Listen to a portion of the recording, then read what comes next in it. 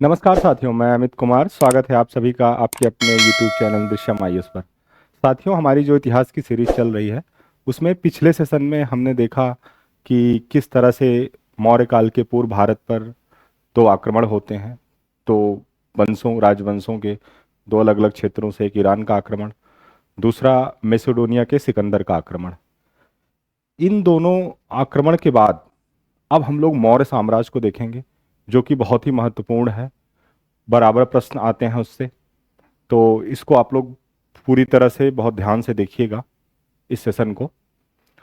Justin कहता है कि इसका जो संस्थापक था वो था चंद्रगुप्त मौर्य। जस्टिन का स्टेटमेंट है, यूनानी लेखक है, कहता है कि सिकंदर की मृत्यु के बाद भारत ने अपनी गर्दन से दास्ता का जुआ उतार फेंका, अपने गवर्नरों की हत्या कर दी, और इस स्वतंत्रता का जो जन्मदाता था वो सैंड्रोकोट्स यानी चंद्रगुप्त मौर्य था। चंद्रगुप्त मौर्य के लिए यूनानी लेखकों ने सैंड्रोकोट्स शब्द का प्रयोग किया है। सैंड्रोकोट्स। एक और शब्द का प्रयोग करते हैं, एंड्रोकोट्स का भी।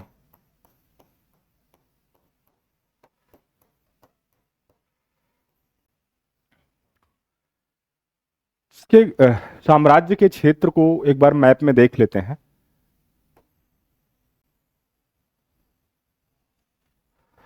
काफी विस्तृत साम्राज्य था।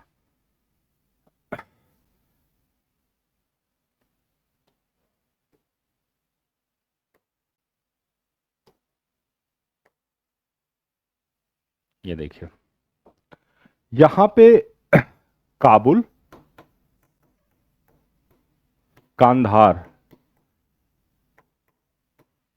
ईरान की सीमा तक जाता था इसका प्रांत। काबुल और कांधार भी इसके प्रांत में था। पाटलिपुत्र राजधानी थी। आगे चलकर यहां कलिंग पर अशोक अधिकार कर लेते हैं। ये दक्षिण के तीन राज्य थे। उत्तरी कर्नाटक तक इनका विस्तार था। इसके इधर तीन पड़ोसी राज्य थे, जिसमें एक था ये चेर, जो केरल की तट पर था, एक चोल था, और ये पांड्य था। ये इनके पड़ोसी राज्य थे। तो इनके साम्राज्य की सीमा यहां उत्तरी कर्नाटक तक हो गई, इधर काबुल का अंधार तक, और इधर ये कलिंग उड़ीसा तक इनका विस्तार मिलता है। कश्मीर पे भी अधिकार था। अशोक ने, कहा जाता है कि उसने ही कश्मीर को बसाया था। कश्मीर की स्थापना उसी ने की थी। तो ये ब्रिटिश साम्राज्य के दौरान जो भारत का साम्राज्य था, राज्य था, उससे भी बड़ा इनका साम्राज्य विस्तार था मौर्य का। तो सबसे पहले इनके इतिहास को जानने से पहले हम इनके स्रोतों को देख लेते हैं। किन किन स्रोतों के आधार पर मौर्य काल के इतिहास का वर्णन होता है, उसको पढ़ा जाता है। इसमें दो स्रोत हैं, एक साहित्यिक स्रोत, दूसरा पुरातात्विक स्रोत। साहित्यिक में देसी स्रोत हैं, विदेशी साहित्य हैं, पुरातात्विक स्रोत हैं। धार्मिक, गैर धार्मिक। धार्मिक में ब्रह्म पुराण, बौद्ध, जैन, इन तीनों में ही इनका वर्णन मिलता है। ब्रह्म पुराण, पुराणों ने इनको जो है शूद्र माना है। बौद्ध और जैन मौर्यों को क्षत्रिय मानते हैं। ठीक। पुराणों में इसका एक रीजन ये भी होगा क्योंकि चंद्रगुप्त मौर्य ने जैन धर्म को अपनाया, तो इस वजह से भी पुराणों में उनके लिए एक निंदा का भाव होगा। गैर धार्मिक स्रोतों में अर्थशास्त्र है, मुद्रा राक्षस, राजतरंगिणी कल्लड़ की। मुद्रा राक्षस को लिखा है विशाखा दत्त ने।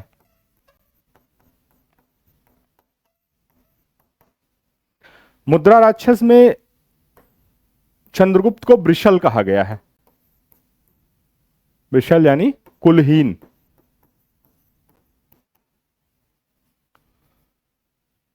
इसमें भी उसको शूद्र माना गया है। विदेशी साहित्य में अगर देखें तो मेगस्थनीज कि इंडिका, मौर्योत्तरकालीन लेखकों जैसे प्लिनी, स्ट्रैबो, टालमी, जस्टिन, इन सब के विवरण से भी इनके इतिहास की जानकारी मिलती है। सिक्के जो मिले हैं, उत्खनित साक्ष्य, उत्खनित स्थलों का विवरण, अशोक के अभिलेख, इनसे भी इनके इतिहास का वर्णन मिलता है। अर्थशास्त्र के बारे में थोड़ा सा देख लेते हैं, इससे प्रश्न बनता है। 15 अधिकरण, 180 प्रकरण, 6000 श्लोक भी हैं इसमें, 6000 श्लोक भी है। कुछ महत्वपूर्ण इसके वर्णन है जिसमें प्रश्न बनता है, जैसे इसी में कहा गया है कि अगर कोई व्यक्ति बिना अपने परिवार का भरण पोषण का इंतजाम किए सन्यासी बनता है तो वो निंदा का पात्र है। इसके लिए उसको इसकी मनाही थी, बिना वो उसका प्रबंध किए अपने परिवार के भरण पोषण का सन्यास नहीं ग्रहण कर सकता था। इसी में राजा की तुलना इन यम और इंद्र से की गई है। राजा की तुलना इसी में यम और इंद्र से की गई है। अर्थशास्त्र के द्वारा ही हमें मौर्य काल के राजनीति और प्रशासन का ज्ञान मिलता है। मुख्य तौर पर राजनीति और प्रशासन का ज्ञान मिलता है उस काल का। हालांकि इसमें अर्थशास्त्र में कहीं भी मौर्य के वंश के शासकों का जिक्र नहीं है, परंतु जिन अधिकारियों का वर्णन किया गया है उसमें जिस तरह की प्रशासनिक व्यवस्था का वर्णन किया गया है, तो उससे ये माना जाता है कि वो मौर्यकालीन प्रशासन का ही वर्णन है। और उनके लेखक भी चाणक्य थे। इनका एक नाम कौटिल्य मिलता है, चाणक्य का ही। बचपन में इनका नाम था विष्णुगुप्त, मूल नाम इनका जो था। तो ये चंद्रगुप्त मौर्य के गुरु थे, तो इस वजह से भी माना जाता है कि ये मौर्य काल के ही प्रशासनिक और राजनीतिक व्यवस्था का इन्होंने वर्णन किया है।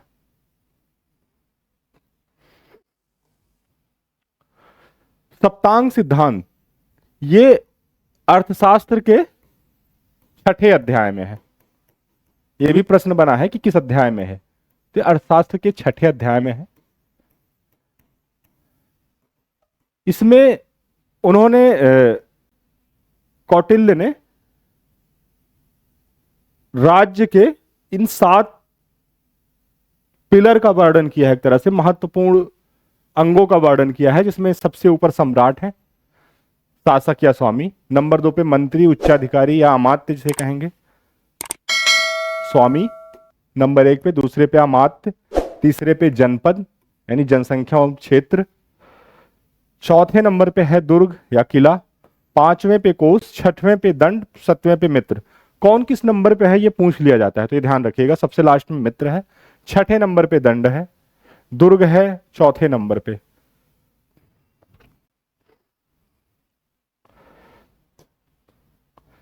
इंडिका, इसको मेगास्थनीज ने लिखा था। इंडिका के माध्यम से भी इनके नगर प्रशासन की और इनके सैन्य प्रशासन की जानकारी मिलती है। मेगास्थनीज के बारे में थोड़ा सा जान लेते हैं। मेगास्थनीज जो थे, सेल्यूकस निकेटर का ये राजदूत था।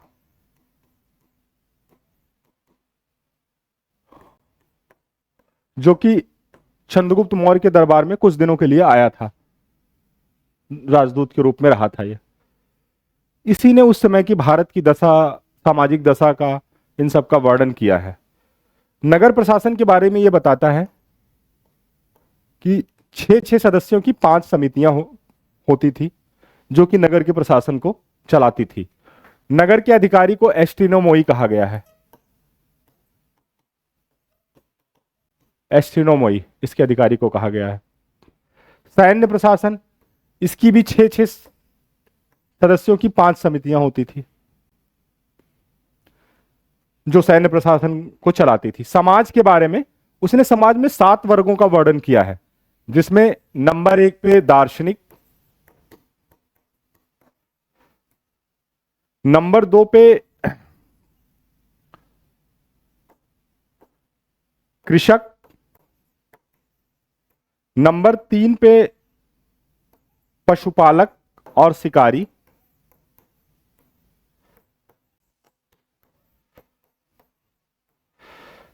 नंबर 4 पे उन्होंने रखा है व्यापारी और शिल्पी को, व्यापारी शिल्पी,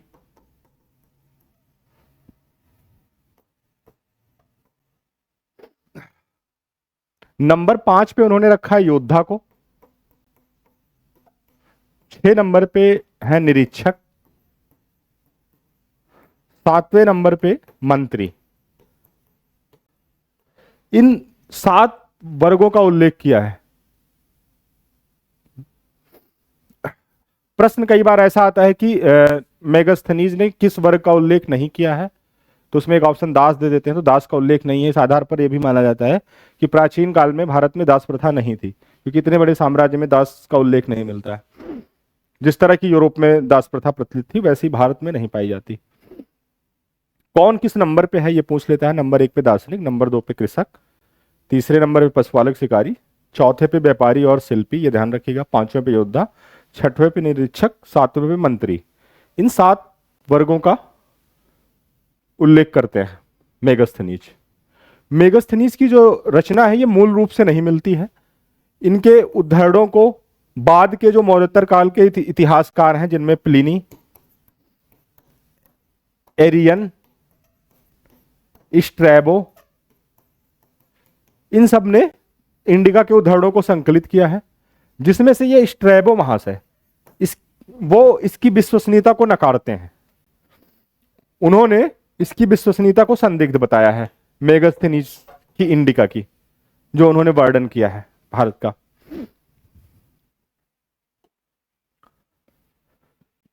चंद्रगुप्त मौर्य, इनके थोड़ा सा जीवन परिचय को, जैसा कि मिलता है बौद्ध ग्रंथों में उल्लेख, वो देख लेते हैं।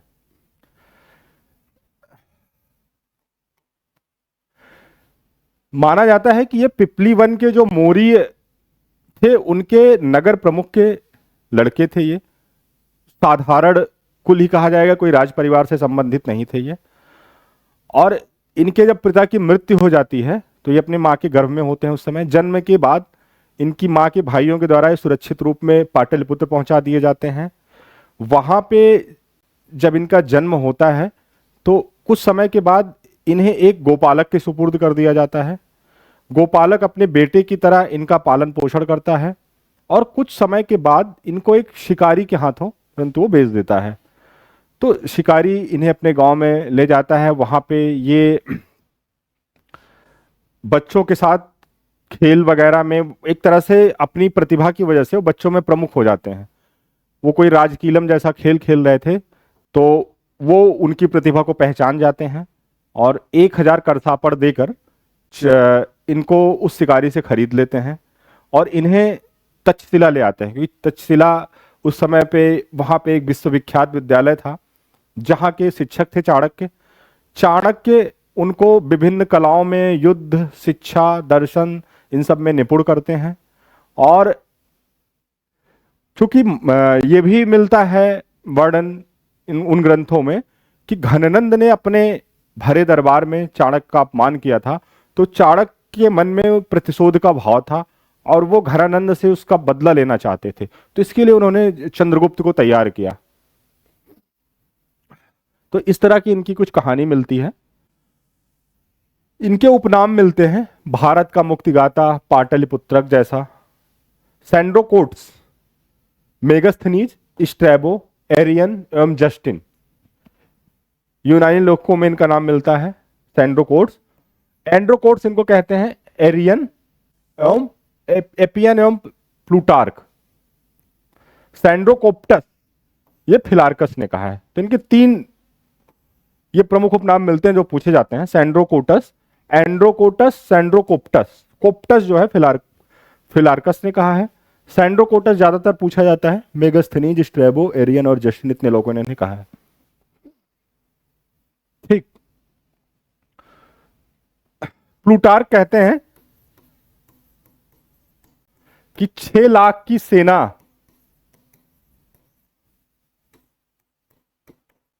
के साथ उसने संपूर्ण भारत को रौंद डाला। चंद्रगुप्त ने संपूर्ण भारत को रौंद डाला। ये किसका कथन है पूछा जाता है तो ये प्लूटार्क का कथन है। जस्टिन का मैंने बताया अभी शुरुआत में ही कि किस तरह से वो कहते हैं कि सिकंदर की मृत्यु के बाद भारत ने अपनी गर्दन से दास्ता का जुआ उतार फेंका, उसने अपने गवर्नरों की हत्या कर दी और इस स्वतंत्रता का जन्मदाता सेंड्रोकोटस था यानी चंद्रगुप्त मौर्य। वो जस्टिन का स्टेटमेंट था। चंद्रगुप्त मौर्य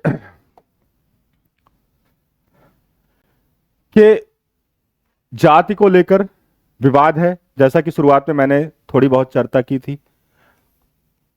कोई उन्हें पारसिक मानते हैं, स्थूपर हैं, ब्राह्मण साहित्य शूद्र मानता है, मुद्रा राक्षस में उन्हें वृषल एवं कुलहीन कहा गया है, घननंद का पुत्र कहा गया है क्योंकि नंद वंश को भी शूद्र वंश माना जाता है। बौद्ध एवं जैन ग्रंथ क्षत्रिय मानते हैं, ये ध्यान रखिएगा कौन उन्हें क्षत्रिय मानते हैं। तो बौद्ध एवं जैन ग्रंथ, ब्राह्मण साहित्य पुराण ये सब शूद्र मानते हैं। मुद्रा राक्षस में उन्हें वृषल एवं कुलहीन कहा गया है और घननंद का पुत्र।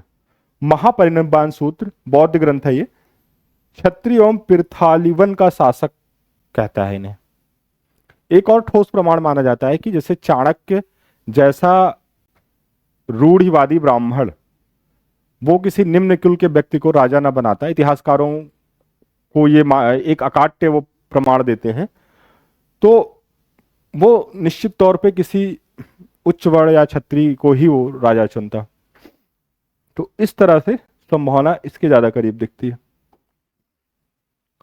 पंजाब में सिकंदर से चंद्रगुप्त के मिलने का उल्लेख जस्टिन एवं प्लूटार्क ने किया है। जब सिकंदर भारत के आक्रमण पर था तो जस्टिन और प्लूटार्क उल्लेख करते हैं कि सिकंदर जाके उनसे पंजाब में मिला था और वो अनुरोध करता है कि घननंद जैसे अत्याचारी शासक को वो पराजित करें, दमन करें। लेकिन जैसा कि हम लोग पढ़ते हैं, सेशन में हमने चर्चा की थी कि सिकंदर ब्यास नदी के आगे नहीं बढ़ा था, वो मगध तक नहीं आया था। तो इस तरह से इसकी योजना फेल हो जाती है। सिकंदर इसकी बात को मानने से मना कर देता है। यहां तक कि ऐसा वर्णन मिलता है कि इसकी अस्पष्टवादिता से सिकंदर बहुत क्रोधित हुआ और इसे मारने के लिए दौड़ा, पर ये वहां से भागकर निकला और बच गया। इस तरह का भी वर्णन मिलता है। जस्टिन, हाँ ये भी पूछा था, जस्टिन ने कहा है कि चंद्रगुप्त की सेना डाकुओं का गिरोह थी, क्योंकि उनकी सेना में बहुत सारे वर्गों के लोग भर्ती किए गए थे। वो सारी लड़ाकू जातियां जो कि सिकंदर का प्रतिरोध करती हैं, छोटे छोटे कबीलाओं के, उनके उन सब वर्गों के भी लोग इसमें भर्ती किए गए थे। आर्टविक और इस तरह के बहुत सारे उससे, तो इस आधार पे वो कहते हैं प्लूटार्क 6 लाख की सेना लेकर, प्लूटार्क कहते हैं कि 6 लाख की सेना लेकर संपूर्ण भारत को रौंद डाला। आगे बढ़ते हैं। चंद्रगुप्त की उपलब्धियां। चंद्रगुप्त जो है अपने राज्यारोहण से पूर्व, मगध का शासक बनने से पूर्व ही उसने तैयारी शुरू कर दी थी। चाणक्य के साथ एक अपनी बड़ी सेना का निर्माण करता है वो, और सबसे पहले उसने यूनानियों के शासन को समाप्त किया। सिकंदर जब भारत से वापस जाता है तो पश्चिमोत्तर क्षेत्र में ही उसका आक्रमण था। मुख्य तौर पे 2 क्षेत्रों पे वो अपने छत्रप स्थापित करके जाता है, एक पंजाब, दूसरा सिंध। यहां सिंध में जो उसका छत्रप था वो था फिलिप द्वितीय,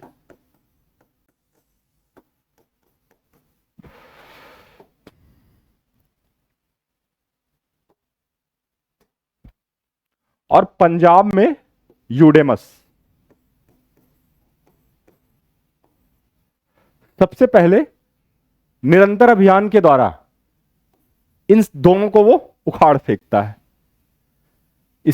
इसकी हत्या कर दी जाती है और ये भारतीय पंजाब क्षेत्र छोड़कर भाग जाता है।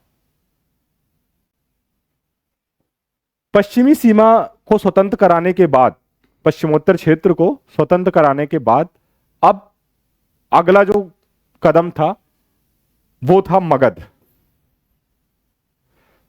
यूडेमस, युगेडिद्दा, ये दो नाम मिलता है, इन्हीं को यूडेमस भी कहते हैं, यूडेगदा भी मिलता है इनका नाम। मगध, मगध पे उस समय नंद वंश के शासक घननंद का शासन था। सेनापति जो इनका था वो था भद्रशाल। घननंद का जो सेनापति था, पूछा गया है उस दौरान कौन था, तो वो भद्रशाल था। अब इनसे युद्ध होता है, भीषण युद्ध होता है जैसा कि वर्णन मिलता है इतिहास में, और नंद वंश की सत्ता को समाप्त करता है वो, मौर्य वंश, मौर्य साम्राज्य की स्थापना करता है इनकी सत्ता को समाप्त करने के बाद मगध में, जिसकी राजधानी पाटलिपुत्र थी उस समय। इनकी मुख्य उपलब्धियों में एक सेल्यूकस से युद्ध है।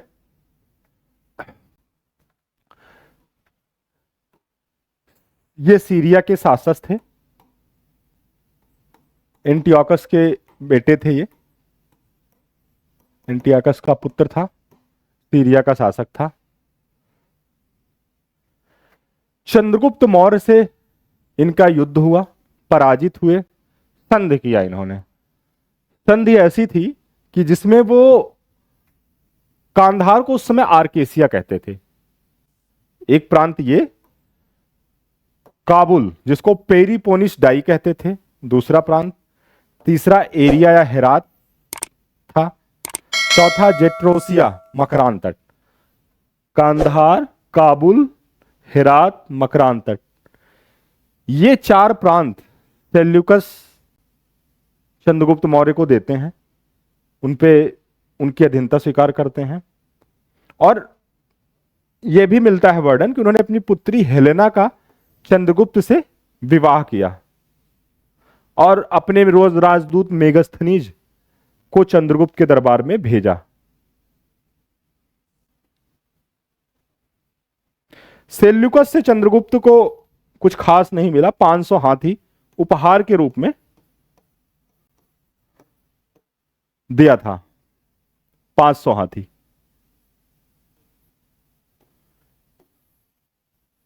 ये चंद्रगुप्त ने सेल्यूकस को दिया था। ठीक है, इस तरह से कांधार, काबुल तक चंद्रगुप्त मौर्य के साम्राज्य का विस्तार हो जाता है, जैसे कि मैंने शुरू में ही मैप में दिखाया, और ईरान की सीमा को टच करने लगता है उस समय का भारत का साम्राज्य। सौराष्ट्र, पश्चिमी भारत के इस राज्य पर चंद्रगुप्त के अधिकार की पुष्टि रुद्रदामन के जूनागढ़ अभिलेख से होती है। ये शक शासक हैं रुद्रदामन, इनका एक बहुत ही प्रसिद्ध जूनागढ़ अभिलेख है, जिससे पता चलता है कि गुजरात के सौराष्ट्र प्रांत, सौराष्ट्र था यहां पे, यहां पर चंद्रगुप्त का अधिकार था। पश्चिमोत्तर में काबुल कांधार तक, पश्चिम में सौराष्ट्र तक, दक्षिण भारत में आहनानूर से इनके अधिकार की पुष्टि होती है। महास्थान अभिलेख ये मिला है पश्चिम बंगाल में मिला है, जिससे इनके बंगाल तक के अधिकार की पुष्टि होती है। सोहगौरा और महास्थान दो ऐसे ताम्रपत्र अभिलेख हैं। सोहगौरा ये उत्तर प्रदेश के गोरखपुर से मिला है, गोरखपुर से, और ये बंगाल से मिला है महास्थान अभिलेख, जिससे अन्न भंडारण के वो मिलते हैं, प्रमाण मिलते हैं इन दोनों ताम्रपत्री अभिलेख से। ऐसा इससे लगता है कि अकाल की स्थिति से निपटने के लिए ये बनाए गए थे अन्नागार, भंडार गृह। जैसा कि लास्ट में जब चंद्रगुप्त, ये वर्णन मिलता है कि भद्रवाहु के साथ एक भयंकर अकाल पड़ता है मौर्य राज्य में, और वो भद्रवाहु के साथ जब वो अकाल पर नियंत्रण नहीं कर पाते हैं तो भद्रवाहु के साथ वो दक्षिण चले जाते हैं, और वहां पे वो सल्लेखना विधि थे, जो जैनियों की विधि है, उस विधि से वो अपना प्राण त्याग कर देते हैं, व्रत तपस्या करके, श्रवण बेलगोला में। इन्हें प्रजा हितैषी शासक कहा गया है, कल्याणकारी शासन व्यवस्था थी इनकी। इन्होंने दूरी निर्देशक प्रस्तर स्थापित कराए थे, जैसे कि आज हम देखते हैं हाईवेज पे किलोमीटर के लिए जगह जगह पे वो बनाए जाते हैं, पत्थर लगाए जाते हैं, उस तरह के प्रस्तर स्थापित करवाए थे चंद्रगुप्त मौर्य ने।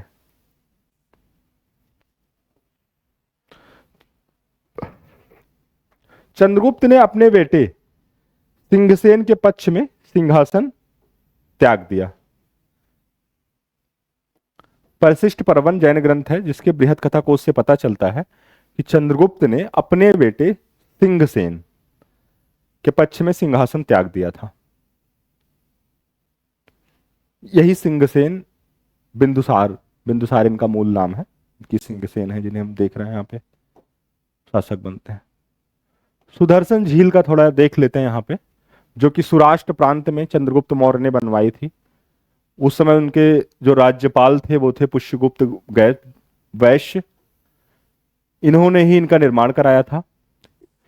इसका इतिहास थोड़ा लंबा है और इससे प्रश्न बहुत आता है, जिसको आप लोग देख लीजिए एक बार ठीक से। सौराष्ट्र प्रांत के गिरनार यानी जूनागढ़ में यह स्थित है झील। पुष्यगुप्त वैश्य चंद्रगुप्त मौर्य के जो गवर्नर थे सौराष्ट्र प्रांत के, उन्होंने इनका निर्माण कराया था। इसका विस्तार अशोक के समय में तुषास ने कराया, जो कि वहां के राज्यपाल थे। वहां पे इन्होंने नहरें निकलवाई, झील से सिंचाई के लिए नहर निकलवाते हैं। ये जो इनके राज्यपाल हैं अशोक के, तुषास। पुष्यगुप्त मौर्य वैश्य हैं चंद्रगुप्त मौर्य के समय, तुषाश्व है अशोक के समय वहां के राज्यपाल। ठीक, एक निर्माण करवा रहे हैं, दूसरे ये वहां से नहर निकलवा रहे हैं, उसका विस्तार कर रहे हैं।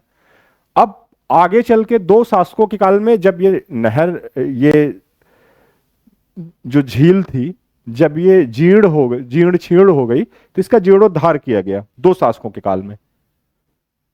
रुद्रदामन, जिनका कि जूनागढ़ अभिलेख है जिसमें यह वर्णन मिलता है सुदर्शन झील का, उस समय वहां के राज्यपाल थे सुविशाख, सौराष्ट्र के। वो इस झील का जीर्णोद्धार करवाते हैं सबसे पहली बार। उसके बाद गुप्त वंश के शासक अस्कंद गुप्त के समय में सौराष्ट्र का गोप्ता, यानी राज्यपाल को गुप्त काल में गोप्ता कहा जाता था, तो जो पर्णदत्त थे उनके पुत्र, पर्णदत्त थे वहां के राज्यपाल, उनके पुत्र चक्रपालित वो उसका जीर्णोद्धार करते हैं, जो कि गिरनार के प्रशासक थे।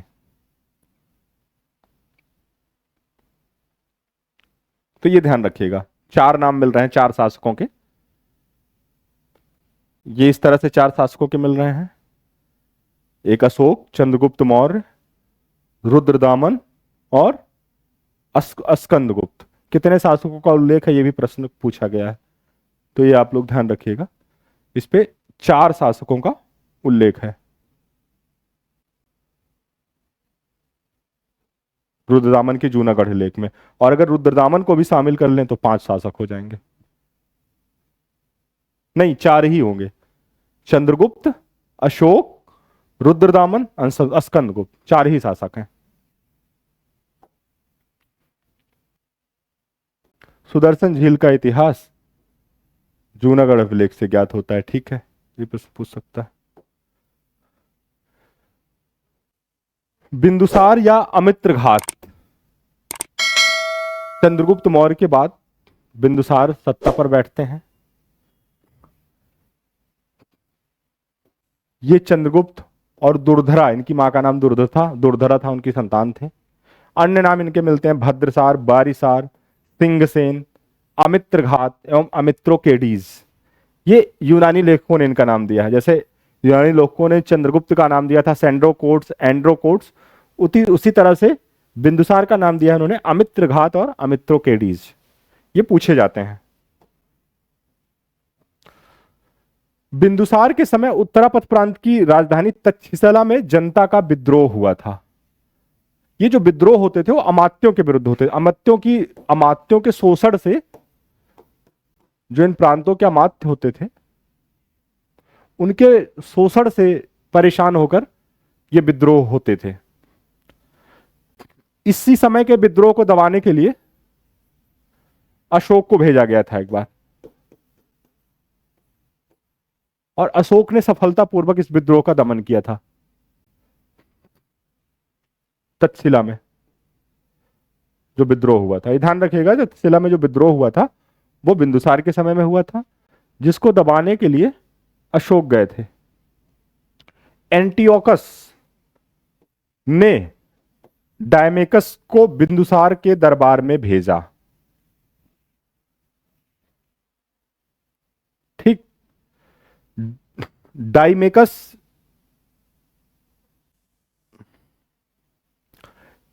मेगस्थनीज आए थे चंद्रगुप्त मौर्य के समय में, सीरिया के राजदूत, और डायमेकस आते हैं बिंदुसार के समय में। डायमेकस, बिंदुसार ने इनसे 3 चीजें मांगी थी। यहां के जो शासक थे सीरिया के, एंटियोकस, इनसे उन्होंने 3 चीजें मांगी थी: अंगूरी मदिरा, सूखी अंजीर और एवं एक सोफिस्ट दार्शनिक।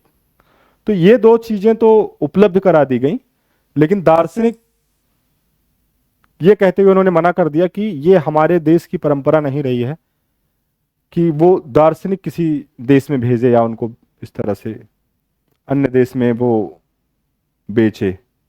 तो ये दार्शनिक देने से वो मना कर देते हैं। दिव्यावदान के अनुसार प्राचीन काल में सबसे बड़ी मंत्र परिषद बिंदुसार की ही थी, जिसका प्रमुख था खल्लाटक था। बिंदुसार के दरबार में ही पिंगल वत्स नामक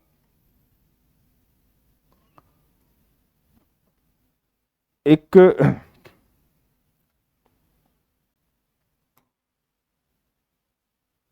आजीवक थे, ये पिंगल वत्स, ये रहते थे बिंदुसार के दरबार में। आजीवक संप्रदाय, जिनके लिए आगे चल के देखेंगे कि अशोक बराबर की पहाड़ियों में उनको गुफाएं देते हैं, या उनके पौत्र दशरथ ने गुफाएं बनवाई थी, ये वही आजीवक हैं। पिंगलवत्स आजीवकों को नियतिवादी माना जाता था। ये अब सेट नहीं हो रहा है इस तरह से। बिंदुसार अपने साम्राज्य को अछूते रखते हैं, ऐसा कोई इनका अभियान नहीं मिलता है जो कि इन्होंने अपने मौर्य साम्राज्य के विस्तार के लिए किया हो। इनकी मुख्य उपलब्धि यही थी, इन्होंने चंद्रगुप्त के साम्राज्य को अछूते रखा, जो विद्रोह हुए उनका सफलतापूर्वक दमन किया, और वैदेशिक संबंध अच्छे रखे। अब इसके आगे, चूंकि अशोक इस साम्राज्य के सबसे महत्वपूर्ण शासक हैं, जहां से बहुत प्रश्न बनते हैं, उनका थोड़ा सा विस्तार भी है चैप्टर का, जिसमें कि उनके अभिलेखों को देखेंगे, तो उसकी चर्चा विस्तृत चर्चा हम लोग अगले सेशन में करेंगे। तो मिलते हैं अगले सेशन में। धन्यवाद।